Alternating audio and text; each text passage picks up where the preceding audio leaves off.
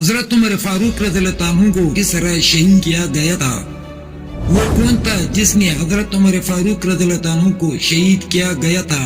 حضرت عمر فاروق رضی اللہ عنہ کی شہادت اسلامی ریاست کو ایک بڑا دھچکا لگا تھا۔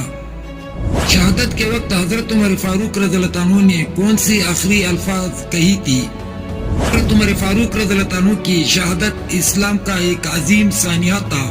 ویڈیو میں آگے بڑھنے سے پہلے اگر آپ میرے چینل پر نئے ہو تو برائے مہربانی میرے چینل کو سبسکرائب کریں تاکہ میری ویڈیوز آپ لوگوں کو بر وقت ملتی رہے۔ مدینہ منورہ میں مغیرہ بن شعبہ کا ایک نصرانی غلام فیروز نامی جس کی کنیت ابو لولو تھی وہ رہتا تھا۔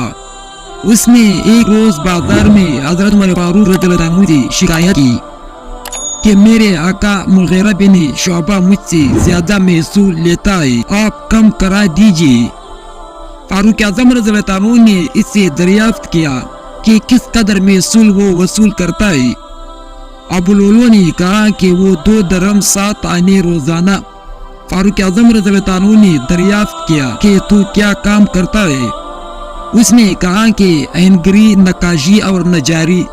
آپ رضی اللہ عنہ نے فرمایا کہ ان صنعتوں کے مقابلے میں یہ رقم زیادہ نہیں ہے۔ یہ سن کر ابو لولو اپنے دل میں سخت ناراض ہوا۔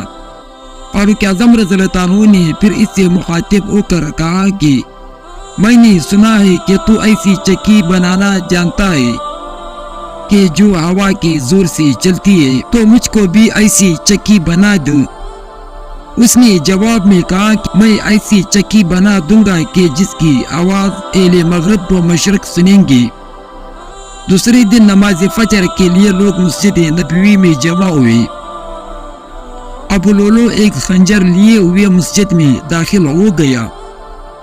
جب نماز کے لیے صفیں درست ہو گئی اور فاروق اعظم رضی اللہ عنہ امامت کے لیے آگے بڑھ کر نماز شروع کر چکے تو ابو لولو نے جو مسلمانوں کے ساتھ صف اول میں کھڑا تھا وہ صفوں سے نکل کر حضرت عمر فاروق رضی اللہ عنہ پر خنجر کے وار کیے اور مسلسل 6 وار کیے، اور وار بھی ایسا وار جن میں سے ایک وار ناک سے نیچے لگا۔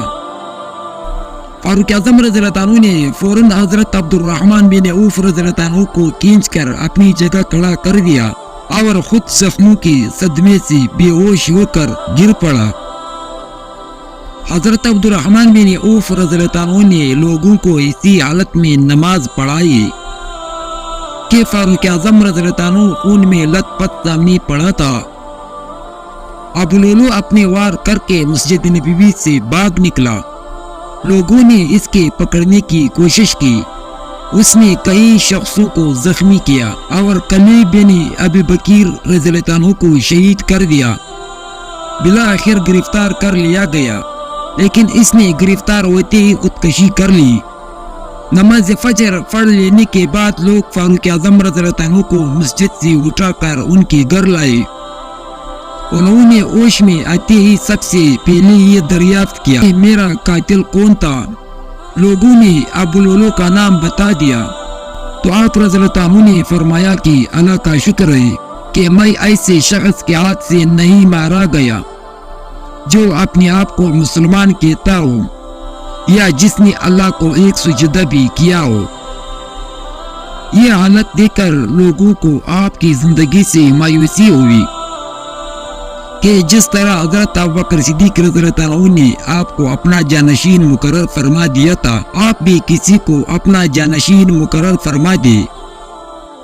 آپ رضی اللہ عنہ نے عبد الرحمن بن عوف، حضرت سعد بن ابی وقاص، حضرت زبیر بن علوم، حضرت طلحہ رضی اللہ عنہ، حضرت علی، حضرت عثمان بن عفان رضی اللہ عنہ کو طلب فرمایا۔ حضرت طلحہ رضی اللہ عنہ مدینہ منورہ میں تشریف نہ رکھتے تھے۔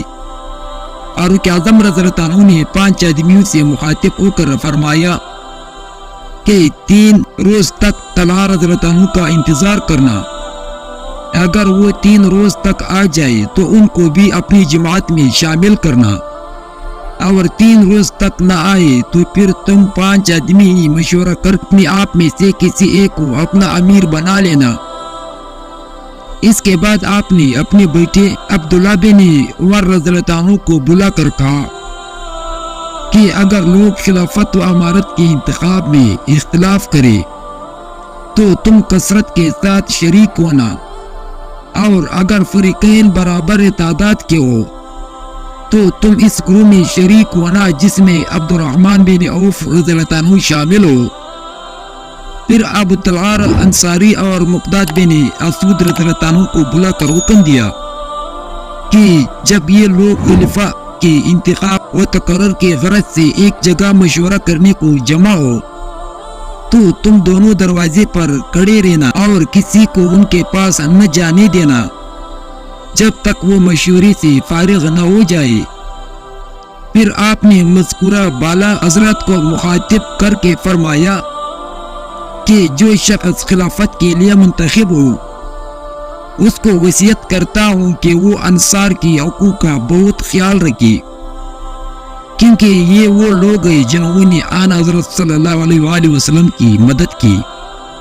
مہاجرین کو اپنے گھروں میں ٹھہرایا گیا، انصار تمہارے محسن ہیں، ان کے ساتھ تم کو احسان کرنا چاہیے۔ مناسب ہے تم میں سے جو شخص خلیفہ منتخب ہو اس کو مہاجرین کا بھی پاس و لحاظ رکھنا چاہیے، کیونکہ یہی لوگ مادہ اسلام ہیں۔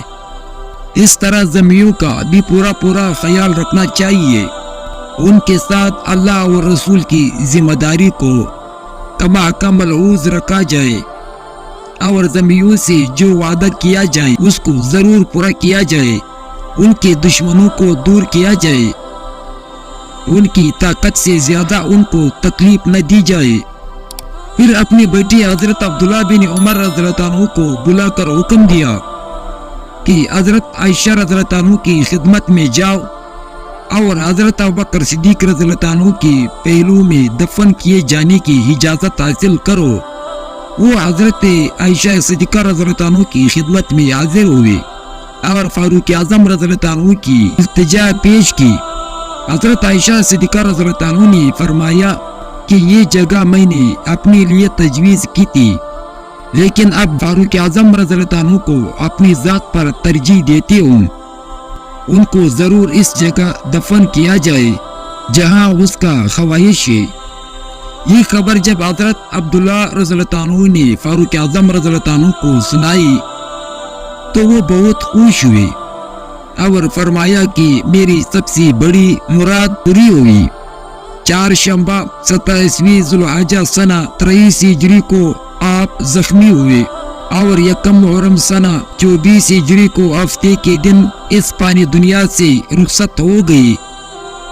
10.5 برس خلافت کی نماز جنازہ حضرت صاحب رضی اللہ عنہ نے پڑھا لی۔ حضرت عثمان غنی رضی اللہ عنہ، حضرت علی رضی اللہ عنہ، حضرت زبیر رضی اللہ عنہ، حضرت عبد الرحمن بن عوف رضی اللہ عنہ اور حضرت عبداللہ بن عمر رضی اللہ عنہ جو اس کا بیٹا تھا، ان سب نے حضرت عمر فاروق رضی اللہ عنہ مبارک کو قبر میں اتار لیا اور اس کو دفن کیا گیا۔